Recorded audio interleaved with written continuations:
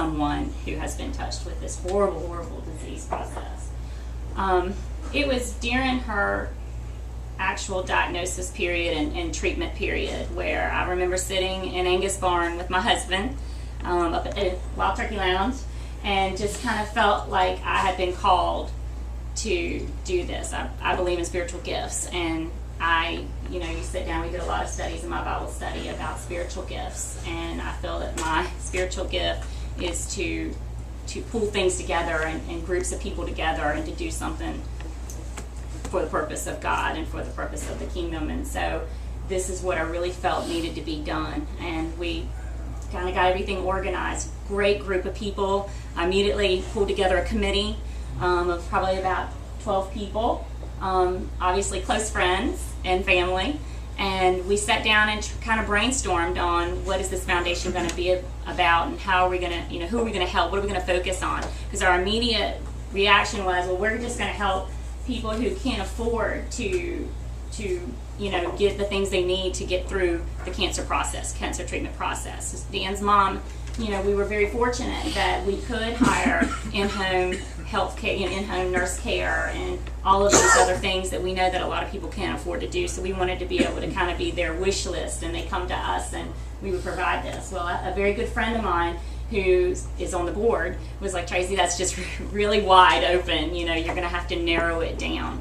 So Christy looked at my husband and was like, when you think of your mom, what do you think about? And it was pretty much the description of how I started talking. What do you think of when you think of a mom? What are the things that moms do around the house? And can you imagine your wife or the mother of your children or your mom not being able to physically do those things? Clean the house, cook the dinner, help the kids with homework, all of those things that we all take for granted every day just because it gets done. So we decided that that was what the Helene Foundation, the basis for the Helene Foundation was going to be. And we have been now here for 2 years. We've had 2 galas. This past gala, we raised over $60,000 at the gala.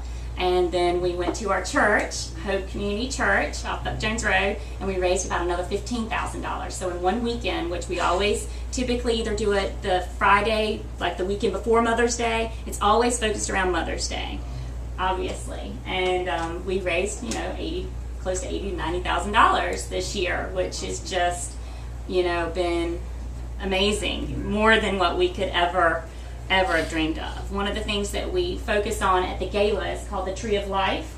And what we do at the gala is we have families that we're representing. And we do all of the silent auction, and then we do our little live auction, and then at the end of the live auction, we kind of have the ability for people who have come to the gala to adopt the families for 6 months, their needs for 6 months. And we had 6 families represented at the gala, and all 6 were adopted. I mean, one of the families, their needs, unfortunately, but it totaled up to about $6,500, and they were adopted.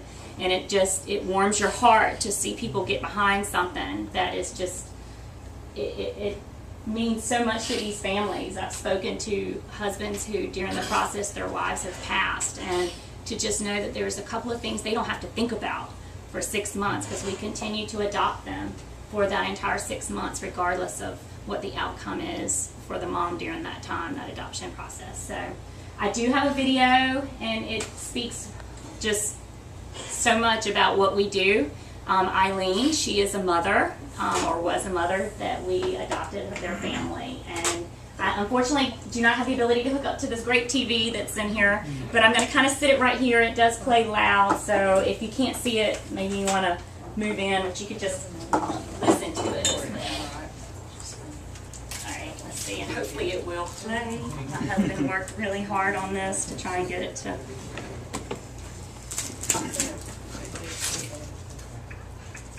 33 years old, happily married with 3 young sons.